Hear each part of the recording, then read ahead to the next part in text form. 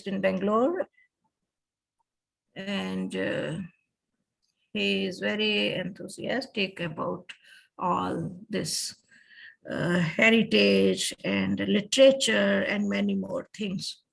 So without wasting any minute more, I invite Anil Aryaji to please address the session. Thank you. Thank you, Mataji, for inviting me on this. 1 second, let me share my screen, then we'll start. Is it visible, my screen? Yes, yes. Yeah. So, namaste, everyone. So, thank you for inviting me to speak on this wonderful, very interesting topic, like Hindu religious and spiritual practices. So, like everyone is aware of like what is a religion, like a reunion of the people and doing something rituals. So we call it as religion. But when it comes to a Hindu, we call it as dharma. So there is a little bit difference between religion and dharma. So we'll talk about like Hindu dharma and spiritual practices. It's spiritual practices, adhyatma, vratas, and meditation. So in Sanskrit, this spiritualism, like spiritual, so we call it as adhyatma. So adhyatma is made of the two words in Sanskrit. The first one is adi, and with the prefix, and the postfix is like.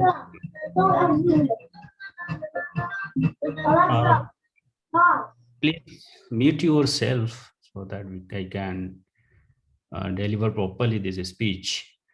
So thank you very much. So this adhyatma, that is a synonyms of spiritual things. So spiritual, that is Sanskrit, is meaning like adhyatma. So adhyatma is made of the two words, like one prefix adi and this atma, that is a postfix. So anything that we are doing, like any activities for actually knowing ourself, like self-realization, in a very simple term, that is called adhyatma. So adi word that comes in adhyan also, adhyavasa also. So this word actually comes in a very good sense. So whatever actually we do activities to know ourself, self-realization or God realization, anything. So that is called adhyatma, and this is very a vast subject. And the vratas, that means woe in English, and vratas means, you can understand very simple way, like oath or determination that we take to do something for betterment. And meditation, everyone is familiar with this word, but we'll talk about our traditional meditation, that is yoga, Ashtanga yoga.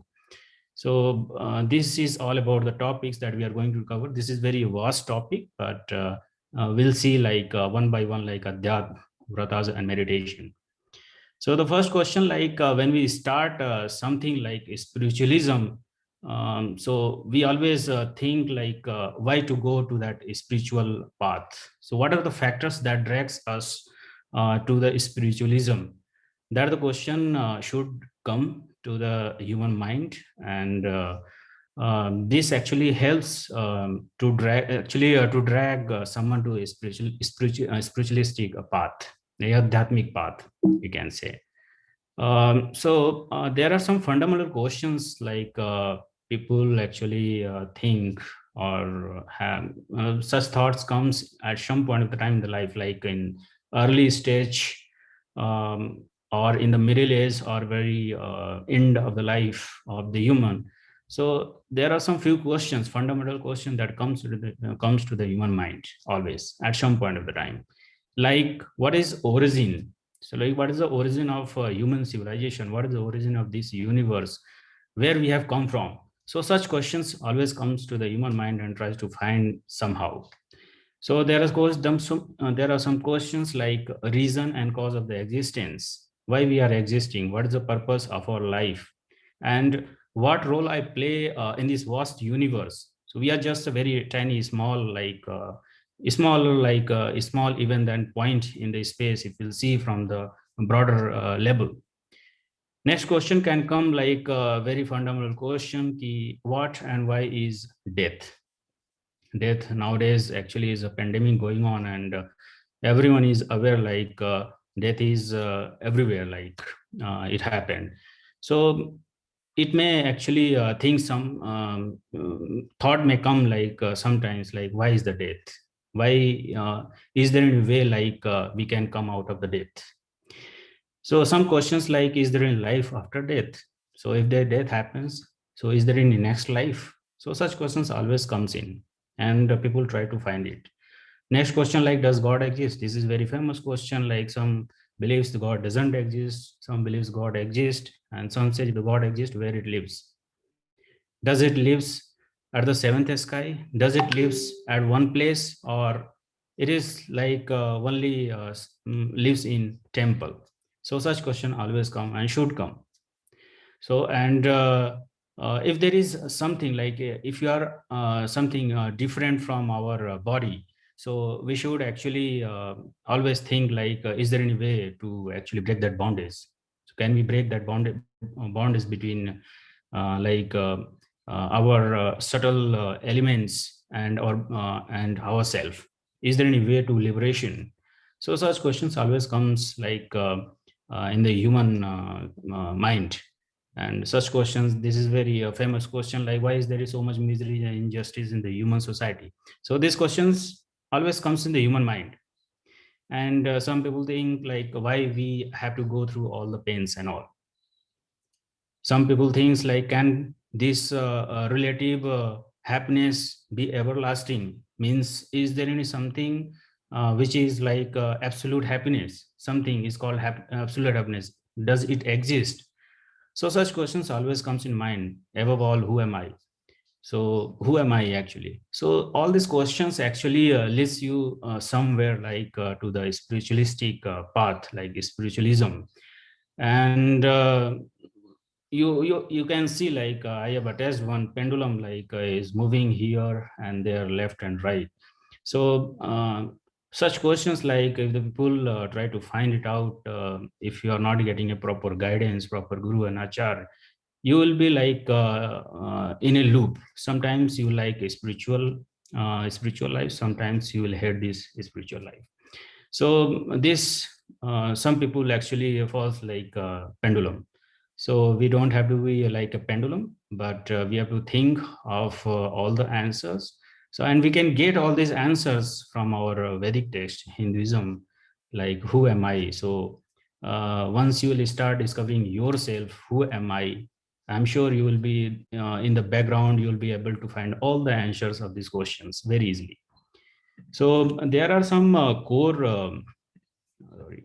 So there are some core beliefs of Hinduism that exist, like in Vedic text or Hinduism that we are saying, like belief in the supreme and the soul.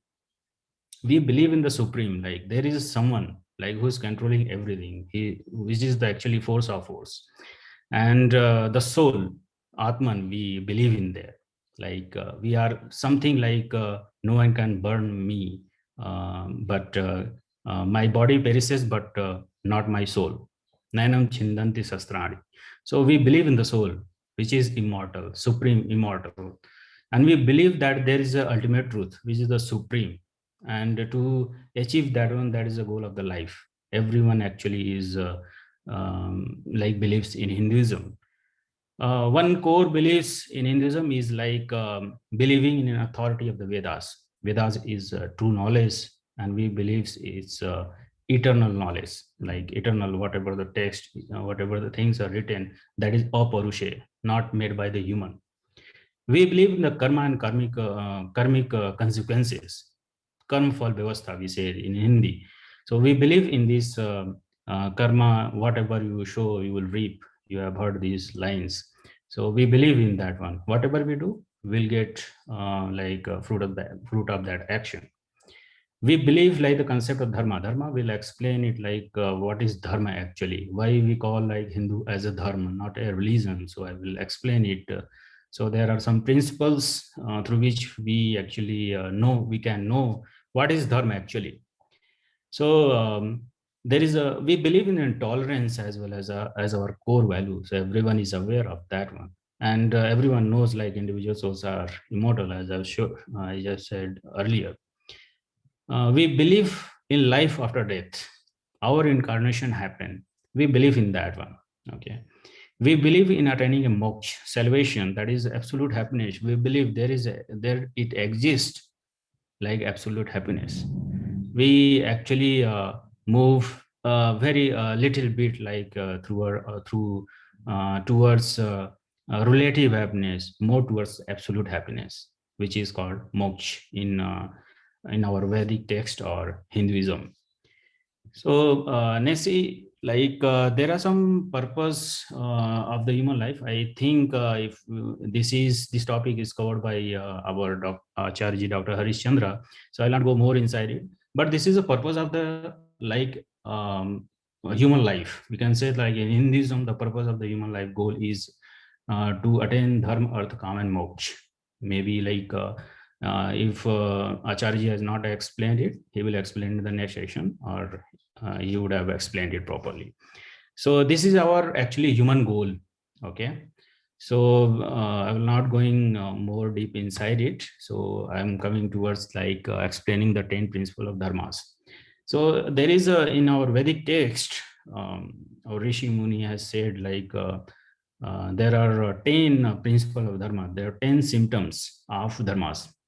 धृति क्षमा दमो अस्तेयम शौच इंद्रिय निग्रह धी विद्या सत्यम अक्रोध दशकम धर्म लक्षणम. Dashkam means 10. There are 10 symptoms of dharmas. So the first one is a patience.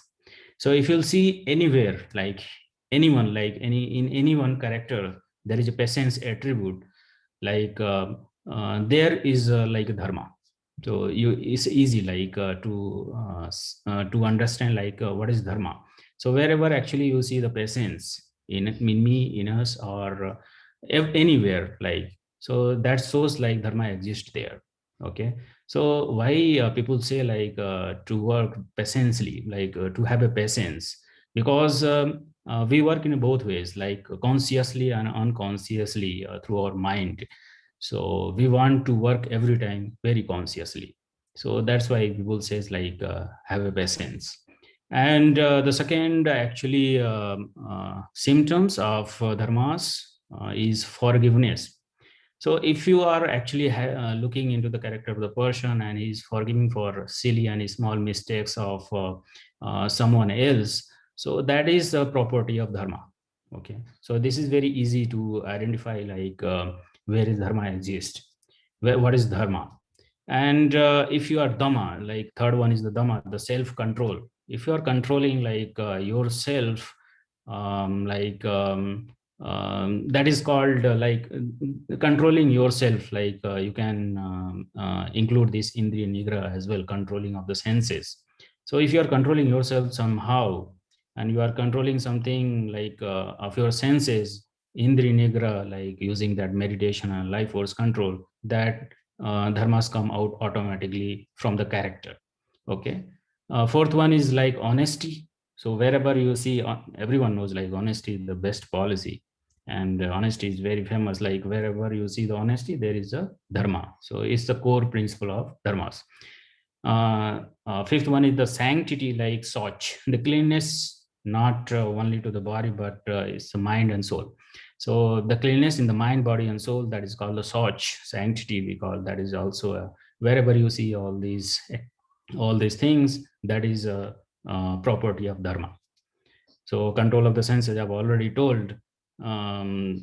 Next is the dhi. So dhi is very interesting. So dhi word everyone has heard like in Gayatri mantras.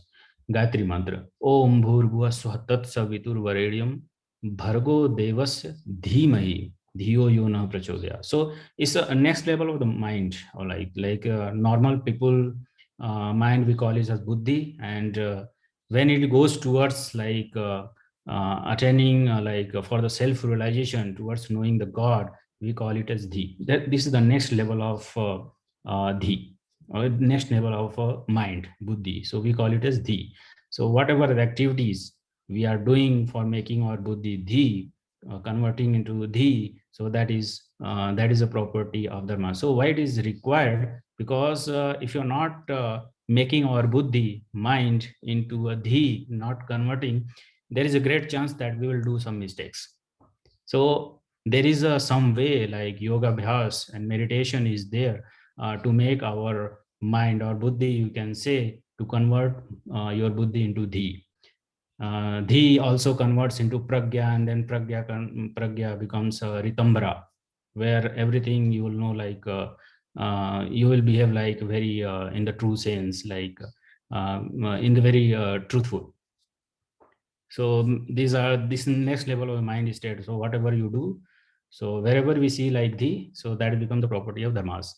So one is like vidya. Vidya is also like a principle of dharmas. So vidya is very a little bit complex, and if you see like in the materialistic world, 1 plus 5 is equal to 8. If someone says, that is called avidya. This is ignorance in terms of materialistic world. But if you are going towards like a spiritual way, so 1 plus 5 is equal to 8 is not an avidya, but they are very specific, like vidya. We say like to understand like this as a living agent, and we as a non-living agent. So we are not, if you are not able to differentiate between living and non-living entities, so that is avidya. We have to remove that, ignore that type of the ignorance. That is called vidya. Okay, gaining the skills that significantly add your ability to offer value a huge step toward the well-rounded success. So in terms of both, you can understand in the materialistic world and the spiritual world. Ninth one is truthfulness, satya, right? So obviously this is very obvious, like wherever you see truthfulness, that is a principle of dharma, that is a property of dharma. And the last one is like akrodh, the absence of anger. Wherever you see anger, that means there is no any dharma, because anger poisons our ability to take the proper decision, and will become evil when we do anger. So absence of the anger, have a patience every time. So that is the property of dharma. So these are the 10 principle of dharmas. So everyone should know, like that's why we call it as a Hindu, not a religion, dharmas. We call it Hindu dharma because of this property, 10 principles. So next month, actually, there was in the topic vratas. So there is a mantra in Yajurved, Agne Vratpate Vratam Charishyami Tat Shakeyam Tanme Radhyatam Idam Aham Anritat Satyam Up Emi. So that means we are actually saying to the Lord God, the Lord of the woes, I will observe the woe. Whatever I have taken, whatever I have taken the oath, I will observe it.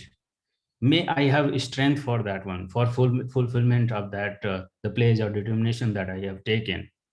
Pray the grant me the success in the fulfillment of my vow. We are saying it to the God.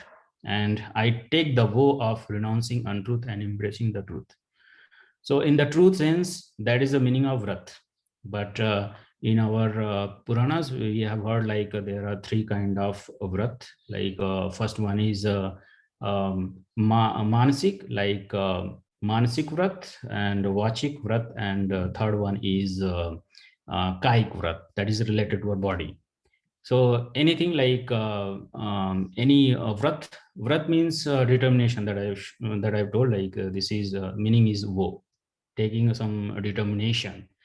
So whatever actually you are taking like a vow or pledge or oath to do something for betterment of yourself or your family or surrounding or society, so that is called a vrat in the true sense. So if you are taking a vrat is famous like for the fasting, but that is also a kind of vrat, but it's on kaik level, like in body level.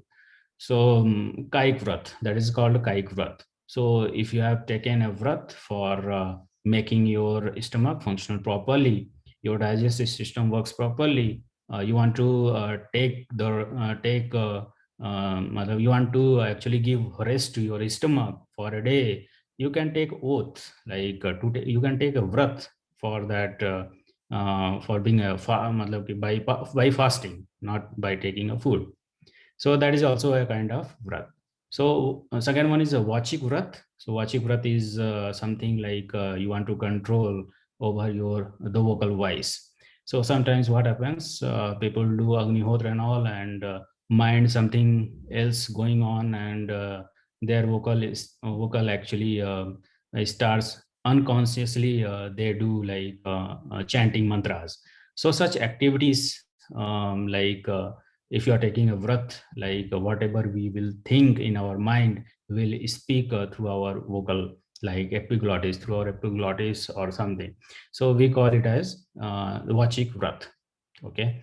So vachik vrat like will speak truth only. So whatever I will think in our mind, I will only speak that one unconsciously. That I will not that will not come outside. So that is called vachik vrat. And the third one is manshik vrat. If you are taking like if you are so all vratas are actually initiated from this manasik, from mind only. Man buddhi chitta ankar antakaran chatushtaya. So everything get initialized from this mind. So these are three types of the vratas that I have told you. And yeah. So next, actually, let's go like we'll talk about this adhyatma and these dharmas, like using in 4 stages of the ashram that actually a person goes through, like throughout the life. So the first one is the brahmacharya, so which takes place during the school years, that is focused on acquiring the knowledge and developing the character. This is for the personal development, brahmacharya. They do like reading the Vedic text and going to the school. We call it as Gurukul in very ancient times. Nowadays, it has become a school. So this is for just for the personal development, being a brahmachari.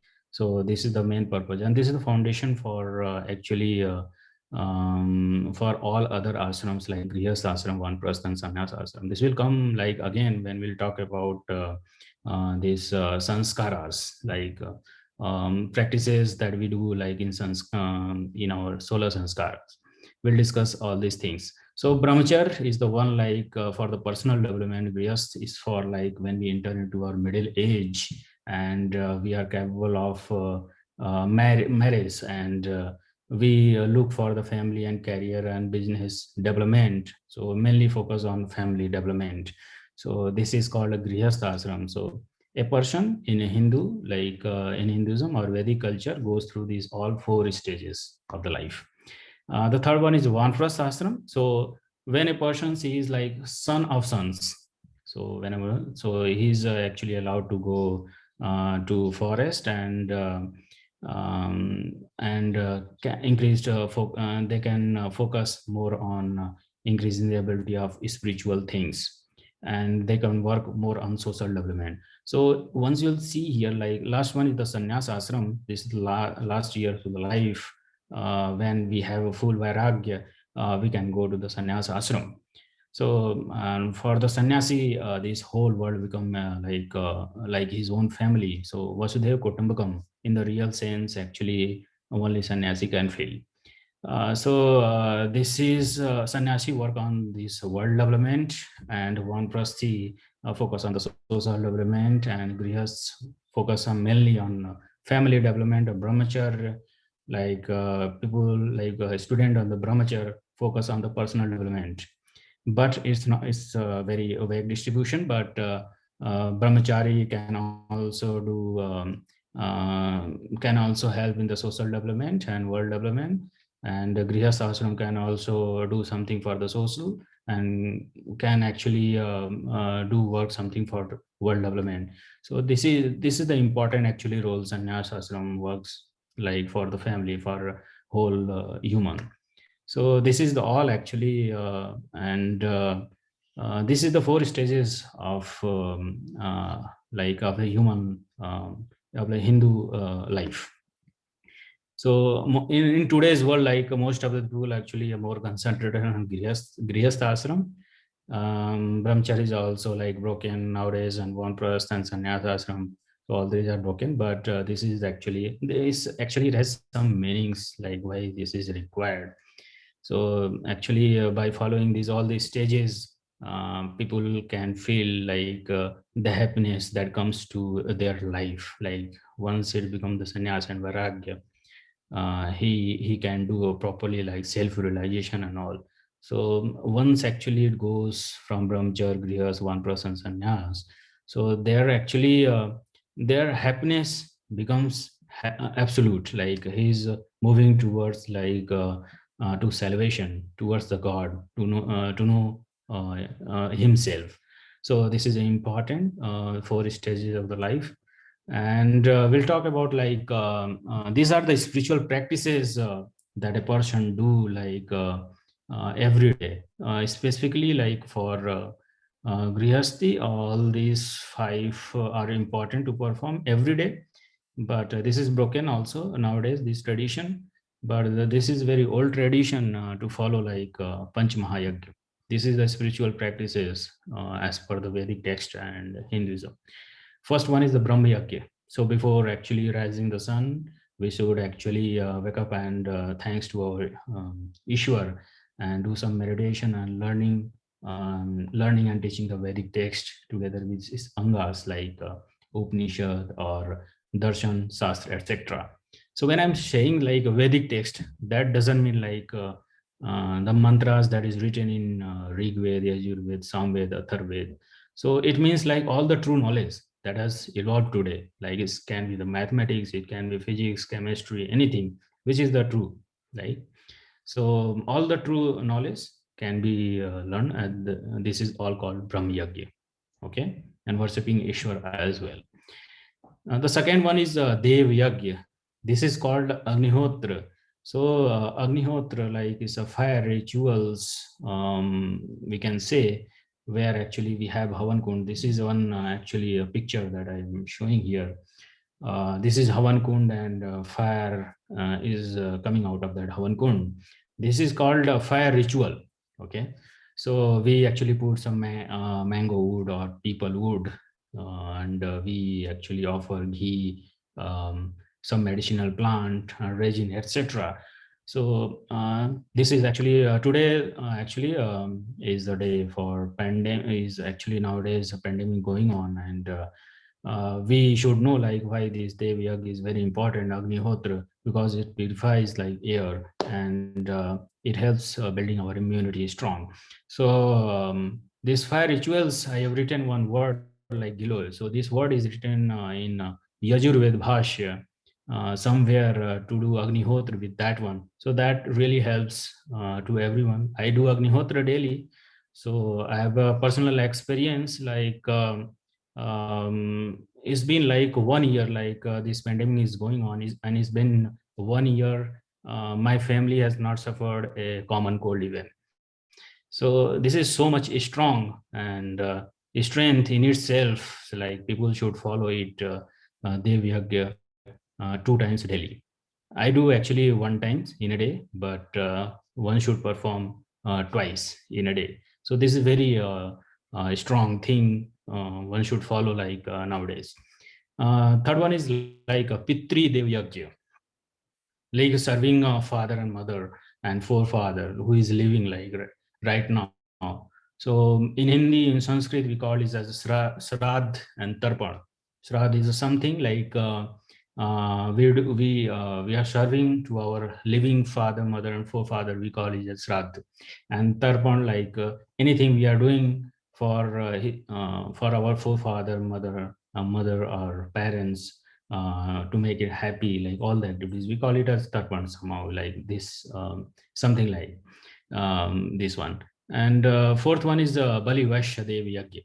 This is very actually confusing but very interesting. When we are cooking food for ourselves, we offer something, we sacrifice our cooked food to the animals that is living around us, if for the insects and birds even. So sometimes people thinks like it's a Bali Vaishyadev means killing the animals and all. So it's not like that one. Bali means sacrificing something, right? So we are sacrificing our cooked food to animals, insects, and birds. That is called Bali Vaishya Devya, and this should be performed daily. So you can understand like what is psychology, what is the psychology of Hinduism. You can understand the level of like um, yeah. And the fifth one is like Atithi Dev Yagya. Like this is for serving our guest. Nowadays the guest had been changed, but Atithi means the guest like who comes to our house without telling date and time. So we call it as Atithi, Atithi. So this is basically in our older age, Atithi is mainly built for Vanprasth and Sannyas ashram because they used to come to our house, home, and they give.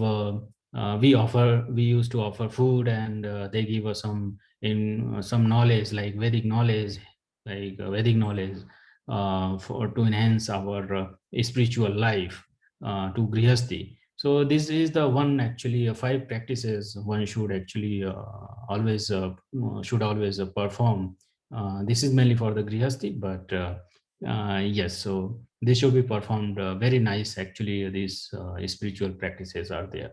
So once you follow the, it will increase your happiness. So I will tell like in the last why we should practice all these spiritual like rituals and all. So we'll talk about in Hindu, like Sola Sanskar exist. We practice the Sola Sanskar, and every Sanskar actually begins with Iswar Stuti Prarthana and Upashna, like Om Vishwani Deva Savitar Durdani Parasuva Yad Bhadramatan Asuva. So we start with that one. We do Swasti Vachan, Santi Path, and Agrihotra, depending on the type of the Sanskar.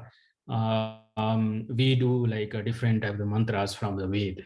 Okay, and we get motivated accordingly depending on the sanskar what we are actually practicing. So there are 16 sacraments. We'll talk one by one and will not go more in deep. So first one is the Garbhadhan Sanskar. Garbhadhanam, like the conception, like when a woman wants to be a like mother. So this is for a married couple. So this should be performed according to the Upanishad. I said Upanishadi Garbhalambanam. So we should not be indulged in the bad activities like this is for married couple. And the second one is Punsavanam Sanskar. So once we get to know like the conception, woman is conceived, and after the second or third month, we actually do this activity, like we celebrate with this Agnihotra, this which is a common practice, and we actually chant some Ved mantras having some useful meanings like to be very careful and have a disciplined life, and we take an oath to take an Oshadhi, good medicinal plants during those times. We take oath not to like avoid excessive sleep, not to too much walk, not having a, not taking a lot of food or consumption. So this type of like mantras we actually chant, and we should not be in this mother should not involve in an anger, aversion, and greed, because this indirectly actually affects the child. Always should be in the happy mood, that is her conduct should be always good, and the husband should always support her. So this is the Punsavanam Sanskar, second Sanskar, and this Agnihotra, actually whatever actually Sanskar we are going, Agnihotra is a common practice, and Agnihotra, like according to Sanskaras, these mantras differ. Right. So Simanto Anayam Sanskar, this is the third one, like this is like sacrament which happens like at the 4th month of the pregnancy. So this is performed so that the mind of the pregnant woman is made to feel satisfaction, healthy, and all. So pregnancy is maintained firm and noble, and thus development of the fetus gets better. So we make sure at the 4th month of the pregnancy also, and we celebrate this moment also. So fourth one is the Jat Karm. So you will see like it's very interesting. So we are starting from Garbhadhan Sanskar when the child is going to born, and cremation when he is going to die, and what are the things we are going to do. So fourth one is the Jat Karma Sanskar. This when the delivery is near. So there is some functions people actually organize, and the family organize for, and sprinkle the water over the body of the pregnant woman, reading Vedic mantras. So this gives actually a proper full happiness to whole family members as well as the pregnant woman as well. So this is very important. So till now we have covered four sanskar before birth of the child.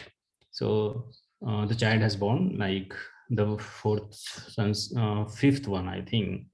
Term numbers is confused. So okay, this is the fifth one, Namkaran Sanskar. So the beautiful name of the child, having some meaningful name we give, and we organize some celebration. We do Agnihotra. So Agnihotra is a common practice in all sanskaras. So sixth one is Niskramana sacrament. So this happens like after 4 months approximately from the birth.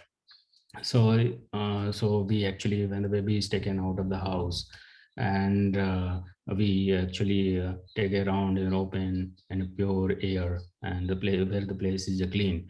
So this Niskramana sacrament, this also happens, this sacrament. And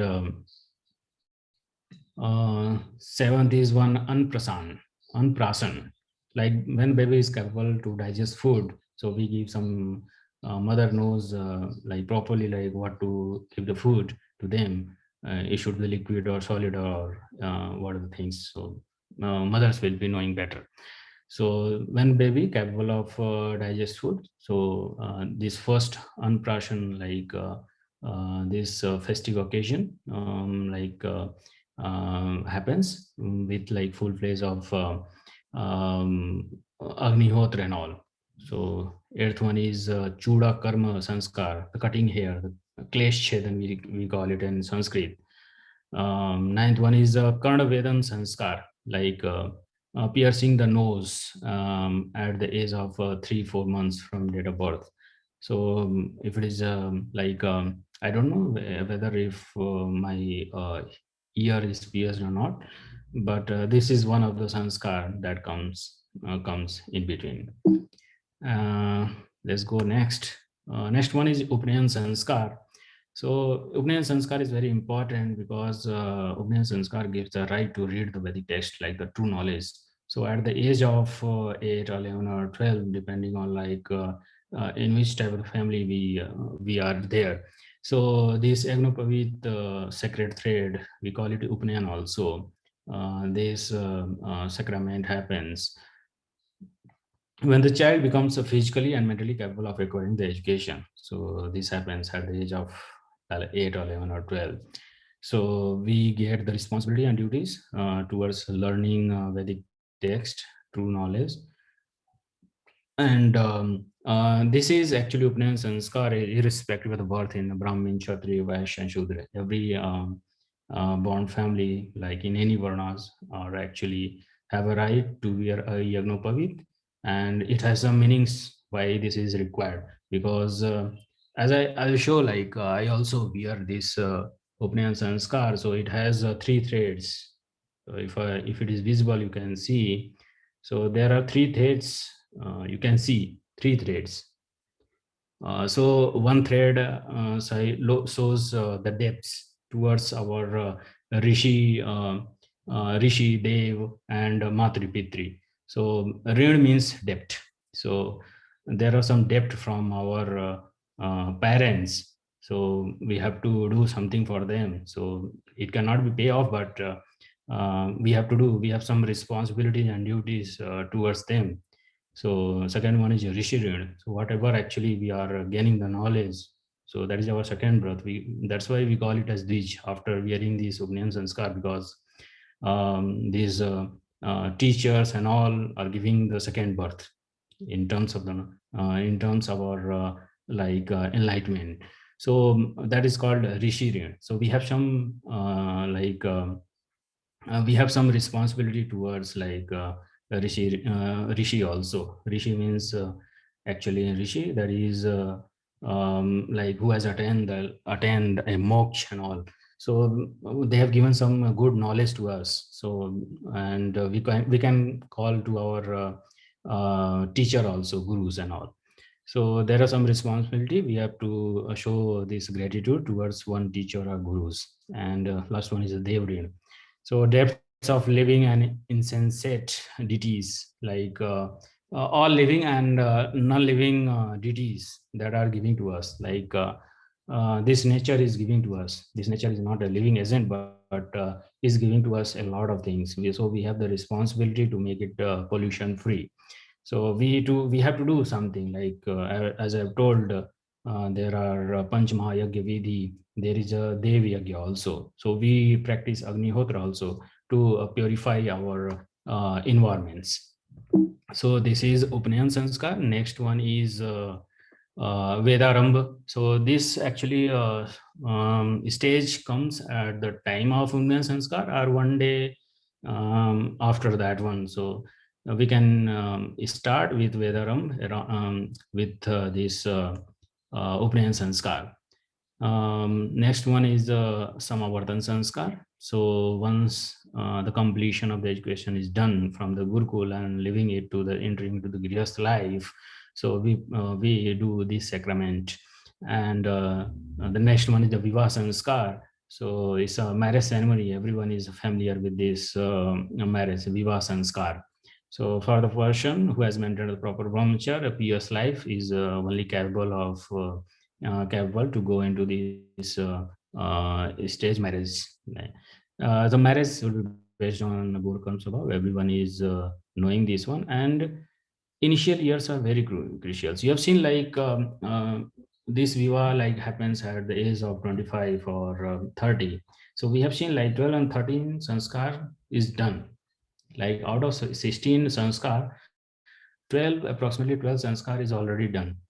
So you can understand the importance, like in early stage is very important for everyone. Like child life is very important, because that is a foundation for all for everything. So to making our generation better. So you can understand like the importance of these sanskars. And third one is like next one is the grihas ashram, like for family development and understanding the responsibility and duties inside the grihas ashram. So marriage life discipline activities, so we know under these grihas ashram sacraments. Vanpras ashram, so I have told like there are some various there are 4 stages of the life. So Vanpras ashram is the next one. When son of son is born, so we can go to this ashram, Vanpras ashram, and we celebrate this moment also, this sacrament also with Agnihotra, which is a common practice in all ashram, in all sanskaras. Okay. So next one is the sannyas ashram. After the full vairag, if you have attained the full vairagya, you are allowed to enter this sannyas ashram, else you are not allowed. And last one is Antyeshti Sanskar cremation. So see how like before baby's birth we have started, and now we have come to Antyeshti Sanskar cremation. There is a fire rituals also. We also do sacrament this one with some few Vedic mantras. So these are all about like Antyeshti, all about 16 sanskaras. Okay. So why these sanskaras are important, right? I have told about like 16 sanskaras, like from Garbhadan sanskar till cremation. So why this all is important? So there is a book called Sanskar Vidhi, written by Swami Dayanand Saraswati. It has multiple sutras to tell about this solar sanskar, and it has taken a lot of sutras and mantra, you can say, from Griha Sutra. So so, so he tells us like it is absolutely right for all the people to perform all the solar sanskaras, because by their performance the body, atman, are refined, become a pure, and dharma, artha, kam, and moksha, which are the ultimate goal of the human life, that are attained, achieved, and the children become more cultured and all. This is very important. So our generation become better and better by following all these solar sanskar. So I've just given actually a small introduction about all the solar sanskar so that you are familiar with the words at least, so that you can find more like doing the self study. So next one is like why, as I've told, like why the sanskar is important. So some of the things like cure for all social, this is cure for all social ills and malady. So that's why actually we should follow the solar sanskara. And human without dharma is like animal. Everyone knows this comes the human animal tendency is the man. Enhances the human faculties, increases the moral character, morality inside the human. So that's why this is important. As I've told, like this is very important to achieve this dharma, artha, kama, and moksha. Okay. And as I've told, like this is very important for making our generation, like children, which are the next generation, more cultured and noble. So this is the aim of these sanskaras. So there are some reasons like why the sanskaras, there are actually some ill practices also comes in every religion, in every society. And there are some few reasons because of that one people actually wants to move away from these spiritual practices. So some of them like we are blindly following this with no logical explanation, and are less likely to be appreciated by the modern education logic based generation. So we are not able to explain the logic behind it. So that can be the reason, like we are not able to explain that one. That's why they are going away from these all spiritual practices, whether it's about meditation, yoga, or spiritual practices, solar sanskaras, anything. So any rituals, like any spiritual practices, like started with a very good intention, and initially may become absolute, old, or inconvenient to follow later due to change in the living condition with the time and geography. This happens actually currently. This is the current situation right now. So these are very actually good practices inside the Hinduism, like in Vedic culture, one should follow it. Okay. And let's go to the next slide. Like if you know like all spiritual knowledge, and uh, if you're not a practical, so you're something like a man in the room with all knowledge and logic, but no tools to come out of the dark room and see the light. So that is actually the situation. When you know all these spiritual practices, good practices, which gives like which can enlighten us, which gives like happiness to us, and we are not actually practicing that one, that means we are in the dark. Okay. So we should practice all these activities, and we should promote also all these things. Third one I covered, like this adhyatma subject is very huge and vast. And this meditation, that is also very huge and vast, very I have a less time to explain this. Let me try to finish this one. So the third topic was meditation. So meditation has taken a multiple form nowadays. So meditation, like we'll talk about the traditional meditation that our Rishi Munis has explained us, like in Hinduism, in Vedic culture. So practicing an yoga vash, that is for spiritual enlightenment. So this is the only and only one way of knowing yourself, the self-realization. This is so much important in the life. So meditation. So let's see like what are 8 limbs of yoga vyas. So in there is a Patanjali Yoga Sutra, Yoga Darshan. So if anyone heard about that one, so it has multiple sutras, and it explains about for normal people, like who is not like enlightened.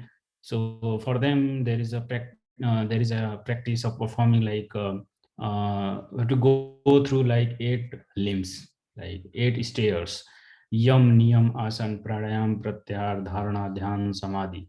So for example, I'm a like a software engineer, and I want to build some software. So I cannot go directly and build the software. I have to learn data structure and algorithm and all, right? So in the same way, so before doing this meditation, like proper yoga, like whenever I say yoga, that means meditation, which we call it as yoga. uh, And this, when we actually go for the meditation, we have to actually arrange the tools for that one, right? We have to be capable of doing the yoga. So yam and niyam. So first two stairs are for actually preparing yourself for meditation, yoga. So the yam, this is actually the first actually the first part of this meditation, first stair of this meditation, yam. It has actually the 5 section, the 5 things: ahimsa, satya, asteya, brahmacharya, parigraha. Like non-violence, non-harming other living beings. That is called ahimsa. Ahimsa, that doesn't mean like um, ahimsa is a little bit very maybe confusing for some of the people. Like if you are saying non-violence, and someone is doing the violence at the border to protect us, should we call it as like hinsa, something like that one? So confusion sometimes always comes in. So the ahimsa is very like straightforward. Is doing a non-violence, non-harming other living beings, anything. So this is called ahimsa. And the one which we are killing, like our border security forces are killing the enemies, that is not hinsa. Okay, so that is for like for our betterment. If they will not do that hinsa, then ahimsa cannot come. So ahimsa, people should understand like what is this meaning of ahimsa properly. Second one is sat. So that is one of the property of dharma. So truthfulness, non-falsehood, that should come, that should be there in our mind, body, and vocal. Asteya, non-stealing habit. So non-stealing habit from physically as well as from mind. Okay, from the mind, we have to keep our mind pure of not even thinking of stealing things. So that is asteya. Brahmacharya, the chastity and worshipping supreme, that is called brahmacharya. We have to follow all this stuff to move ahead to yoga abhyas, towards yoga. And last one is aparigraha. Some people actually collect unnecessary too much stuff, so we have to avoid that unnecessary stuff. That is, we call it as aparigraha. So once yamas is fulfilled, now we will go to the niyam, right? This is the second component of Patanjali Ashtanga Yoga, and it has also a 5 part. The first one is the Soch. Soch, I have told, like, is one of the 10 principle of dharma. So purity, cleanness of the mind, speech, and body. So it should be done like we should always think, we should do always some activities for this one.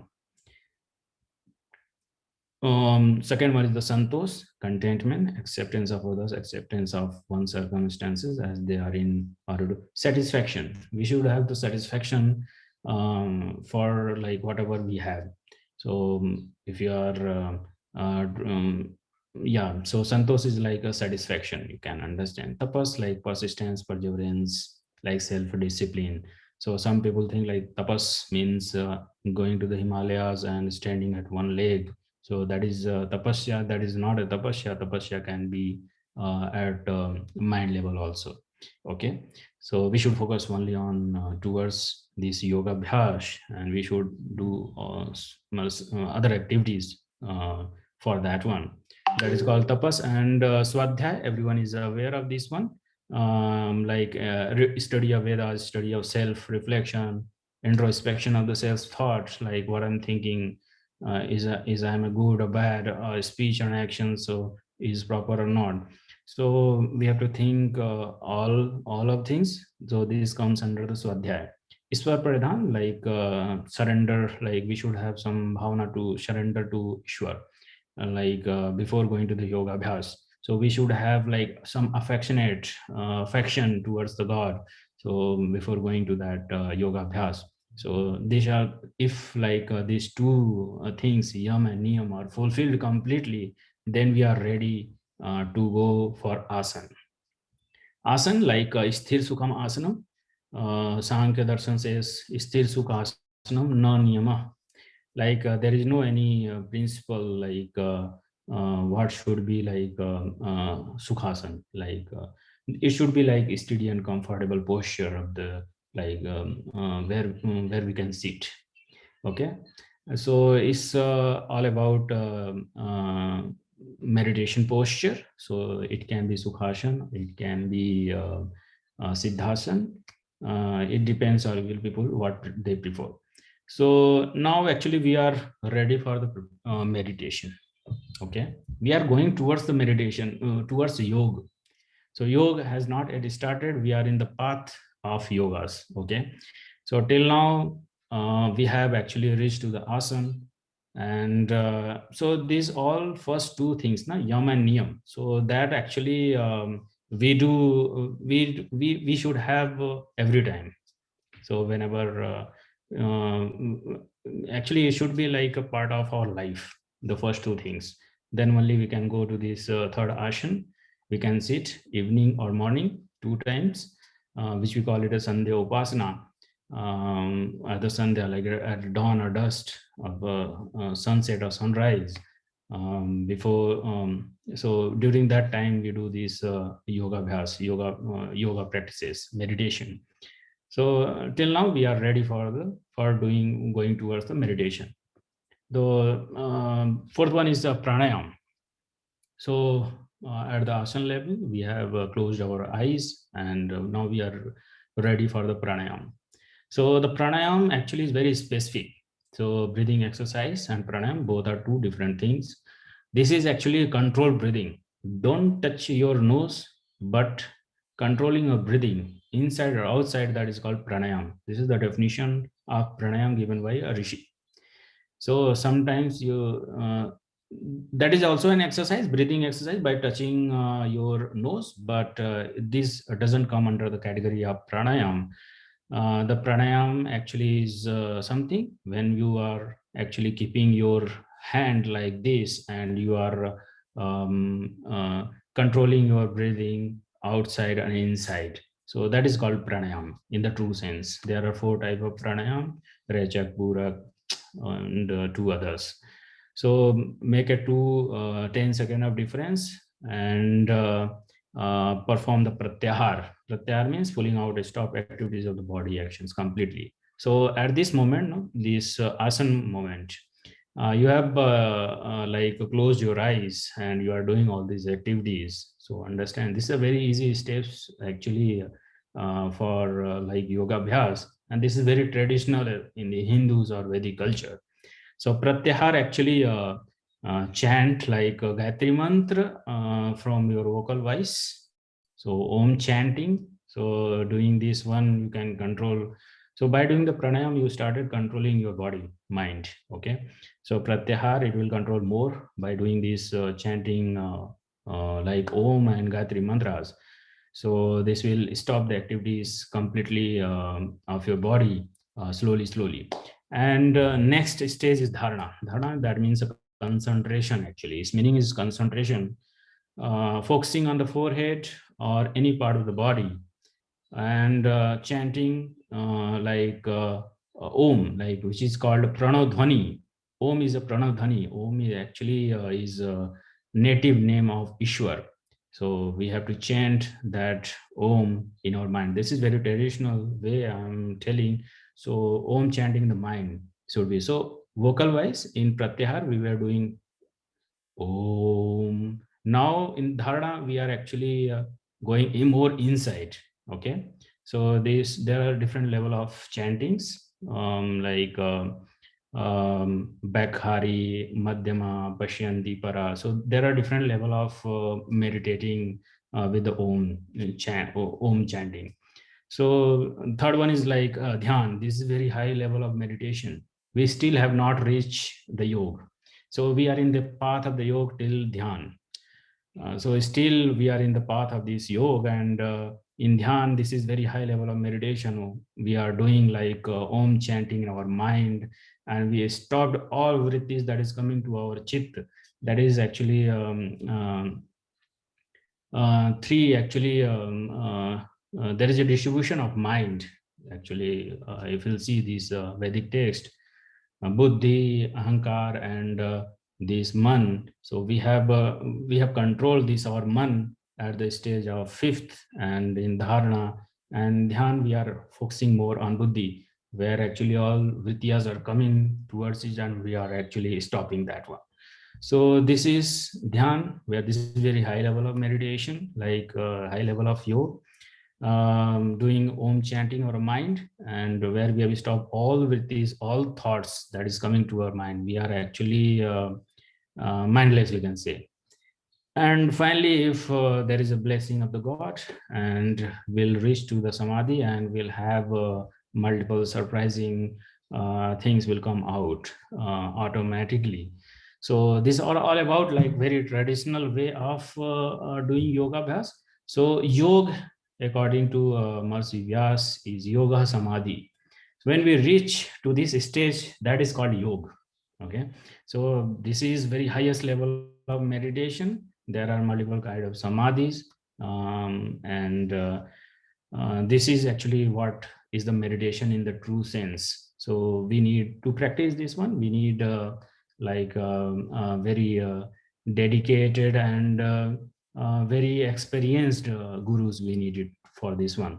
So these are not that much difficult to if you are in samadhi, we are actually knowing ourselves. Okay, samadhi is the state where actually we are able to understand ourselves, like drashta sarupe avasthanam.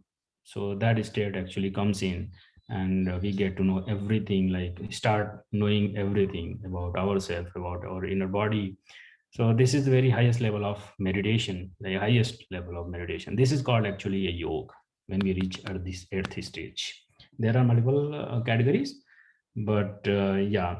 So Dr. Harish Chandra is there, and you can actually learn about this yoga abhyas very easily. And these are very easy to go towards, like Ishwar. Like Acharya said, ki, always say ki, it's very easy to go to that to go God. Like it's just like for the son, a small child wants to go in the lap of a mother. Is that much easy to go to that God?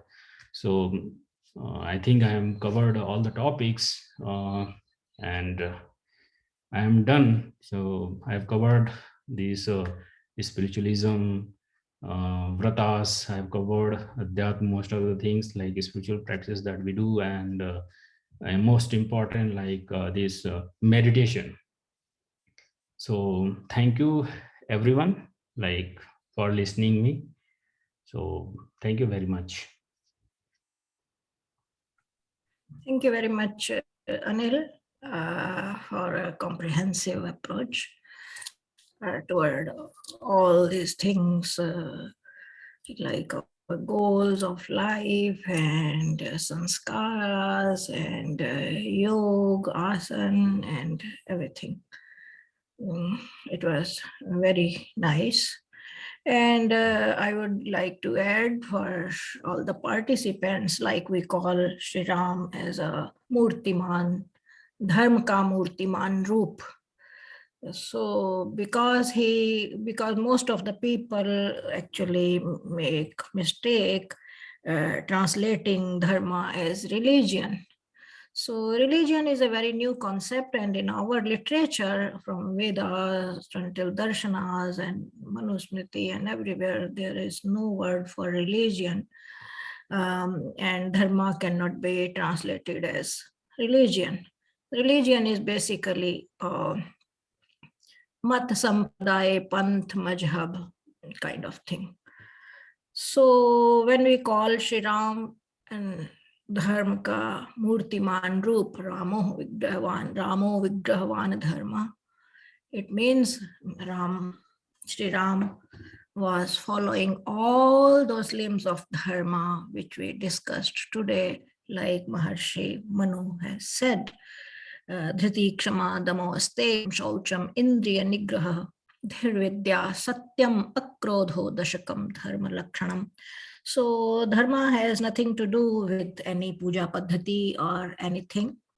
These are the characteristics, knowledge-based and action-based characteristics given by Paramatma, and we only have to make sure that we follow that path. for the whole life we live in this world. So thank you for now. We will have now an hour, almost actually an hour and 50 minutes break. And according to American Central Time, we will meet at 2 p.m. for the next session, which is gifts of Hindu heritage to the world and to the humanity. So please join us for that. And don't forget to mark your attendance on the attendance sheet.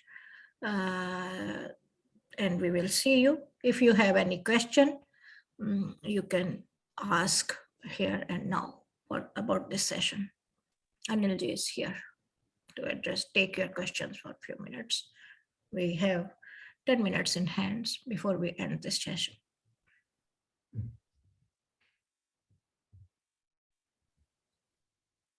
Yes, there is a question. Someone has asked that, is there a link? Yes, please go to the Facebook, and there is a page called Hindu Heritage Foundation of America, and you can find all those sessions available there. And if you can bring your friends or family or neighbors or anyone from your network to get inspired from these wonderful sessions, you are welcome. They are welcome. Everyone is welcome. So please do join and keep sharing those sessions. Live videos and recording will be permanently there. Yes, please. There was a question.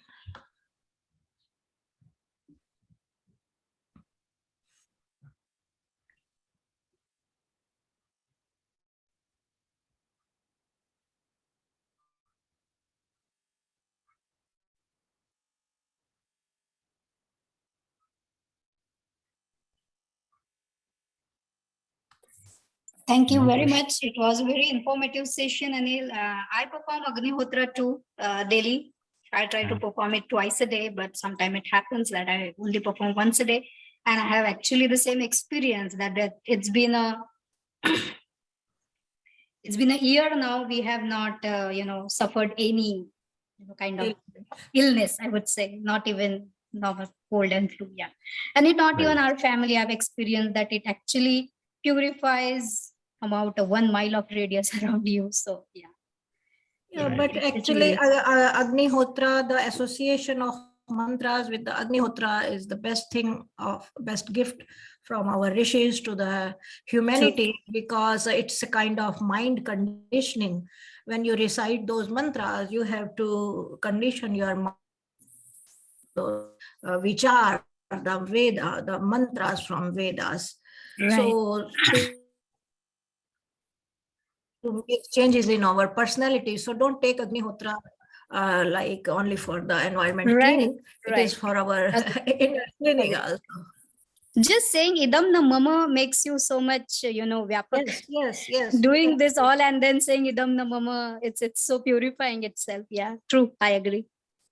Nothing is mine. Right. Thank you. If anyone have to add something, so please feel free. So we are live for more 5 minutes, and then we will close this session.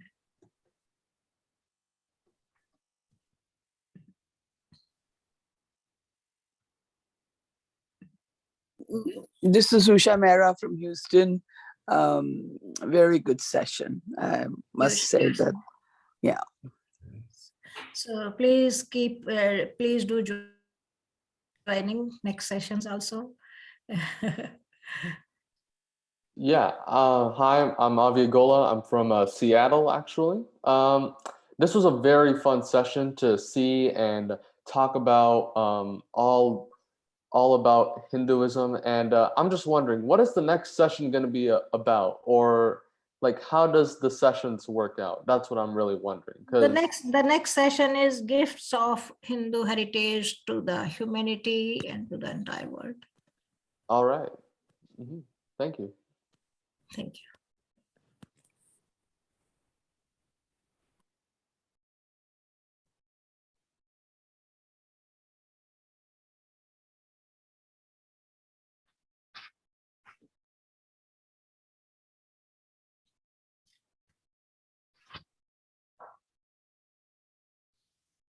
So thank you, Anil. It was very nice. We'll keep in touch and we'll talk more about it later. Mm. Now, Thank you, have Anilji. get some good sleep. I think you enjoyed this session. Yes.